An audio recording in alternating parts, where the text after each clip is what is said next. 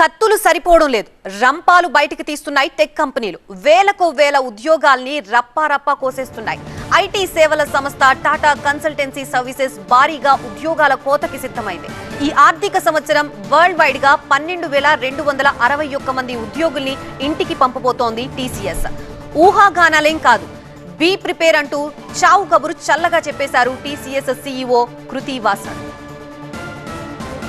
అంతర్జాతీయ అనిశ్చితులతో తోడు artificial intelligence వల్లే ఇంత భారీగా ఉద్యోగాల్లో కోత పెడుతున్నట్లు టీసీఎస్ చెబుతోంది. సంస్థ అవసరాలకి తగ్గట్లు కొత్త టెక్నాలజీపై స్టాఫ్ కి ట్రైనింగ్ ఇస్తున్నా మరో ఆప్షన్ లేని పరిస్థితుల్లోనే కొంతమందిని తొలగించాలని నిర్ణయించుకొచ్చామంటోంది టీసీఎస్. మొత్తం 6,13,069 మంది ఉద్యోగుల్లో 2% మందిని తొలగించాలనే నిర్ణయం టీసీఎస్ ని కుదిపేస్తోంది. మిడిల్, సీనియర్ స్థాయి మేనేజర్లపై దీని ఎఫెక్ట్ పడబోతోంది. ఏడాదిలో కనీసం 225 రోజుల పాటు ప్రాజెక్టులో ఉండాలని, బెంచ్ పై ఉండే రోజుల సంఖ్య గరిష్టంగా 35 రోజులు మాత్రమేనని టీసీఎస్ సవరించింది. దీన్ని సవాల్ చేస్తూ టీసీఎస్ ఉద్యోగులు కొందరు కోర్టుని ఆశ్రయించారు. ఇదే సమయంలో టీసీఎస్ నుంచి ఉద్యోగుల తొలగింపు ప్రకటన వెలువడింది. ప్రస్తుతం ఆర్థిక సంవత్సరంలో ఏప్రిల్, జూన్ త్రైమాసికంలో 6 టాప్ ఐటీ కంపెనీల రిక్రూట్మెంట్స్ ఏడాది క్రితంతో పోలిస్తే ఏకంగా 72% తగ్గాయి.